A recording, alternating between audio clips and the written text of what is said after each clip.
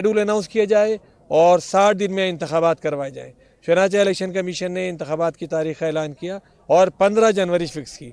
हुकूमत सिंधी इस बात पर थी कि जी इंतखाबात करवाए जाएंगे, लेकिन MQM जो कराची में किसी सूरत से इंतखाबात नहीं चाहती और वो चाहती है कि बल्दियात पर उसके एडमिनिस्ट्रेटर्स के ज़रिए कब्जा रहे, क्योंकि अवाम अब बिल्कुल उसको मुस्तरद कर चुके हैं। किसी सूरत से भी अवाम उसको वोट डालने के लिए तैयार नहीं है, तो वो इंतखाबात के लिए तैयार नहीं है। बाइकआउट का ऐलान वो करना नहीं चाहते, शर्माते हैं उससे।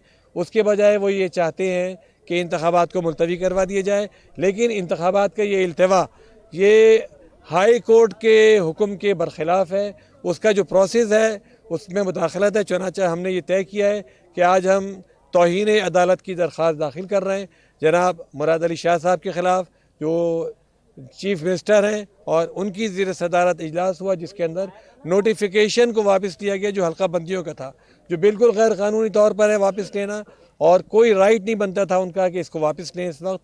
दूसरे जनाब नासिर हुसैन शाह साहब हैं जो लोकल गवर्नमेंट के मिनिस्टर हैं, और उनके कहने पर ये खतूत लिखे जा रहे हैं इलेक्शन कमीशन को कि इंतखाबात मुलतवी किए जाएँ।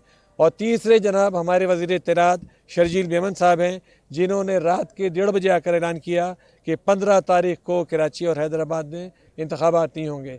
हमारा कहना यह है कि हाई कोर्ट के हुक्म पर इंतखाबात हो रहे हैं, सुप्रीम कोर्ट के हुक्म पर इंतखाबात हो रहे हैं।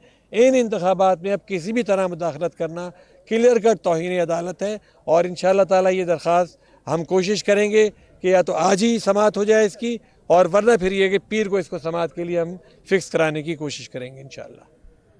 ये बताइएगा कि अगर इंतखाबात रुकवा दिए जाते किसी न किसी तरीके से, तो जमात इस्लामी का आगे का लाएमल क्या होगा? देखिए, जमात इस्लामी ने तो पहली बात ये कि कोर्ट से ये फैसला हासिल किया हुआ है कि इंतखाबात होने चाहिए।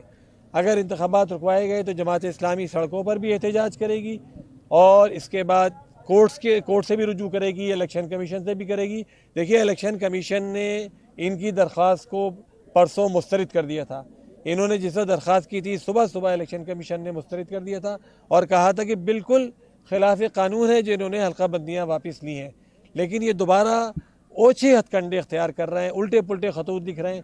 MQM का प्रेशर है और खतूत ये लिखवाए जा रहे हैं कि जी अमन व अमान का मसला है, कभी कहते हैं पानी खड़ा हुआ है, कभी कहते हैं हल्का बंदियाँ दुरुस्त करानी है। ये सारे के सारे ओछे हथकंडे हैं, कानून को इस्तेमाल कर रहे हैं, कानून का खिलवाड़ कर रहे हैं, लोगों को उनका हक़ नहीं देना चाहते कि वो अपने नुमाइंदे मुंतखब करें। कराची इस वक्त तबाह है, बर्बाद है।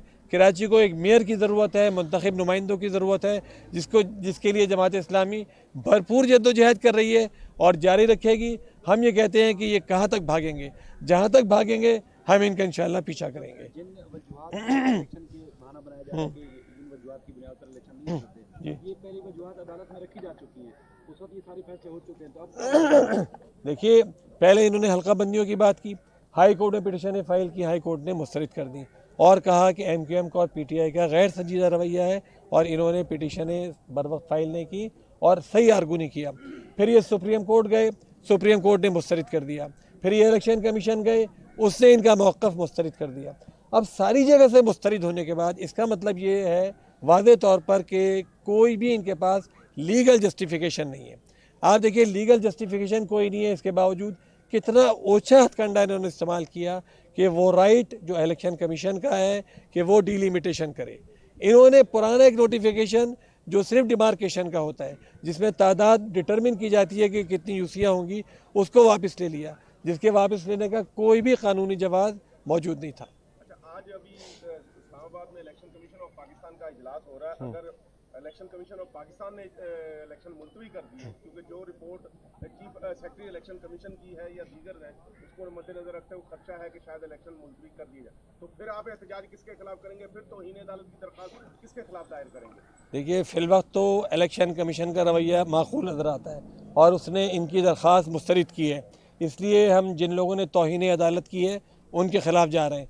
लेकिन इलेक्शन कमीशन ने भी अगर इनके दबाव में आकर इलेक्शन मुलतवी किए तो यकीनन इलेक्शन कमीशन भी तौहीन अदालत का मुर्तकिब होगा। हमारा ख्याल नहीं है कि इलेक्शन कमीशन ये काम करेगा, लेकिन अगर उसने किया इस तरह की जाली रिपोर्टों पर और झूठी रिपोर्टों पर, तो इसका मतलब यह है कि इलेक्शन कमीशन भी किसी का आलाकार बना हुआ है और आलाकार बनकर काम कर रहा है।